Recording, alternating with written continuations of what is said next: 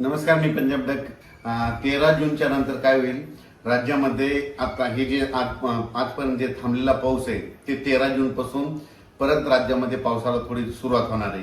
13 जून नंतर जे पाऊस पडेल, 13ला पडेल, 14, 15, 16, 17, 18, 19 हे काय होईल, एक दिवस पडेल, पुन्हा दुसऱ्या दिवशी येणार नाही, तिसऱ्या दिवशी पडेल, चौथ्या दिवशी येणार नाही. म्हणजे 13ला येईल तर 14ला येणार नाही, 15ला येईल तर 16ला येणार नाही, 17ला येईल तर 18ला येणार नाही.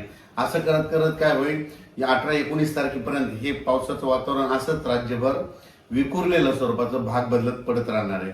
मग राज्यात मान्सूनचा पाऊस परत करीत दाखल होणार आणि शेतकऱ्याचे पेरण्या कधी होणार? तर राज्यातल्या सर्व शेतकऱ्याला सांगू इच्छितो की मी पहिल्यापासूनच म्हटलं होतं की यावर्षी 3 टप्प्यामध्ये पेरण्या होणार. एक टप्पा राहील 7 ते 14 जूनचा. तर 7 ते 14 मध्ये काही भागामध्ये इकडं केजच्या पलीकडे तिकडं काही भागामध्ये जिथं जास्त पाऊस पडला तिकडे पेरण्या सुरू झाल्या, त्यांचे फोन देखील आले. इकडे सातारा, सांगली, कोल्हापूरकडे देखील ते सोयाबीन तिकडे देखील काही भागामध्ये पेरण्या सुरू झाल्या, लागवडी सुरू झाल्या. पण काय झालं त्याच्यानंतर महाराष्ट्रामध्ये की आपल्याकडं महाराष्ट्रामध्ये पाऊस सगळीकडे पावसाळत नाही. मग राज्यातल्या शेतकऱ्याला सांगू इच्छितो की 3 टप्प्यामध्ये जे दुसरा टप्पा आहे तर जूनच्या शेवटच्या आठवड्यामध्ये 20 जून ते 30 जून मध्ये, म्हणजे 20 जून पासून ते 30 जूनच्या दरम्यान राज्यात एक पाऊस येणार आहे. पण तुम्हाला सांगतो ते मान्सूनचा पाऊस काय होतंय, दरवर्षी मुंबईकडून येतो, पण यावेळेस काय होईल शॉर्टकट मार्गाने इकडून नागपूरकडून काही येईल, इकडून कर्नाटककडून येईल, असा कर्नाटक तेलंगणातून येईल. आणि त्याच्यामध्ये मात्र 20 जून ते 30 जून मध्ये एक दुसरा पेरणीचा टप्पा होईल, म्हणून हे लक्षात येतं. त्याच्यानंतर परत याच्यातून जर काही शेतकरी उरले तर परत एक तिसरा टप्पा पेरणीचा राहणार आहे. आणि त्याच्यामध्ये तुम्हाला सांगतो 10 जुलै ते 15 जुलै, मग त्याच्यामध्ये राहिलेल्या सायलेल्यांच्या सगळ्याच्या पेरण्या त्याच्यामध्ये होतील. पण शेतकऱ्याला माझी विनंती की जमिनीमध्ये चांगली ओल असेल तरच पेरणीचा निर्णय घ्या, नसता पेरणी करू नका. कारण की 4 बोट 6 बोट ओलीव पेरणी केली तर ती आतापर्यंत फेल जाते, हे स्वतःचा देखील अनुभव आहे. म्हणून जमिनीमध्ये ईदवर ओल गेली त्यानंतर पेरणीचा निर्णय तुम्ही स्वतःचा घ्यायचा.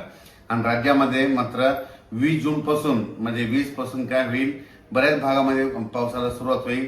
मग ते मान्सूनचाच पाऊस असेल. 20च्या नंतर ते 21, 22, 23 जसं जसं ते जूनच्या शेवटच्या आठवडा येईल तसं मग काही भागामध्ये बऱ्याच ठिकाणी मान्सून दाखल होईल आणि त्याच्यामध्ये देखील एक पेरण्या होतील. आणि त्याच्यामधून जर काही शेतकरी उरले तर 10 जुलै ते 15 जुलैमध्ये पेरण्या होतील, म्हणून हे लक्षात घ्यायचं. आणखीन एक तुम्हाला एक माहिती विशेष सांगतो की बऱ्याच शेतकऱ्याचे फोन आले मला की ते म्हणतात यावर्षी दुष्काळ पडेल का. तुम्हाला सांगतो कालच 7 जून लागला, आणखी 2-3 दिवसच झाले की लगेच काय झालं की तुम्हाला वाटतं की दुष्काळ पडेल. तुम्हाला सांगतो आज आहे 11 जूनला, मी म्हणत असतो ना 11 जूनला दुपारी 12 वाजता आकाशामध्ये जर खळ दिसलं, सूर्याला खळ आलं तर त्यावर्षी पाऊस कमी पडतो, दुष्काळ पडतो. पण आता मी काय केलं, स्वतः बघितलं 11 जूनला दुपारी 12 वाजता कसलं खळ वगैरे पडलं नाही, म्हणून यावर्षी दुष्काळ वगैरे काही पडणार नाही.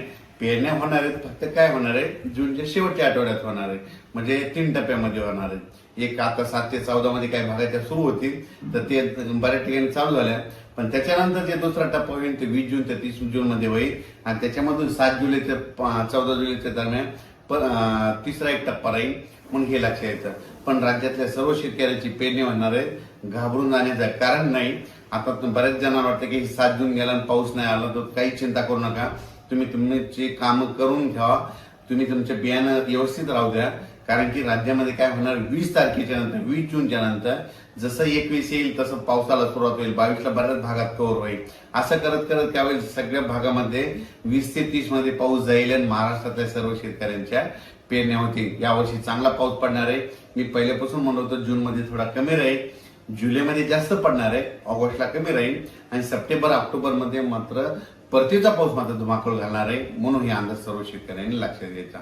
महाराष्ट्रातला जो दक्षिण भाग आहे तर त्या दक्षिण भागामधल्या म्हणजे इकडे उदगीर, आसाम, तारकळज, इकडे पूर्ण कडला काही भाग, इकडं त्याच्यानंतर केज, अंबाजोगाई त्या परिसरात, इकडे मग सांगली, सातारा त्या परिसरात बऱ्याच ठिकाणच्या पेरण्या झाल्या.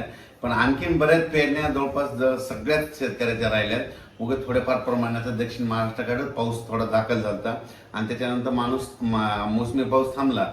त्याच्यानंतर आता काय होईल, ह्या 13 तारखेपासून बऱ्याच भागामध्ये पाऊस पडेल, ते पण सगळीकडे पडणार नाही. सर्वात महत्वाचं नंतर सगळ्याला तर आशय की आमच्या सगळ्या गावाला पाऊस हवा. हे पाऊस 13 पासून जे येणार आहे ते मात्र सगळीकडे पडणार नाही. 13 जून ते 18-19 जून पर्यंत असाच एक दिवस येईल, एक दिवस नाही येणार, पुन्हा 2 दिवस नाही येणार, एक दिवस येईल, असंच राहणार आहे. मात्र 20 जूनच्या नंतर मग परत महाराष्ट्रामध्ये चांगलं मोसमी पाऊस सक्रिय होईल आणि शेतकऱ्याच्या पेरण्या होतील. म्हणून हा अंदाज सर्व शेतकऱ्यांना लक्षात यायच्या. सगळ्यांच्याच पेरण्या होणार आहेत, दुष्काळ वगैरे काही पडणार आहे. जूनच्या अखेर जवळपास महाराष्ट्रातल्या बऱ्याच जणांच्या पेरण्या लागतील. सुरुवातीपासूनच वैयक्तिक शेतकरी असल्यामुळे सांगतो की मी स्वतः पेरणी करत असताना मी स्वतः थांबतो, मी सुद्धा स्वतः पेरतो, कारण की स्वतःचा अनुभव आहे. जमिनीमध्ये पाऊस पडल्याच्या नंतर शेतामध्ये कुदळ घेऊन जायची.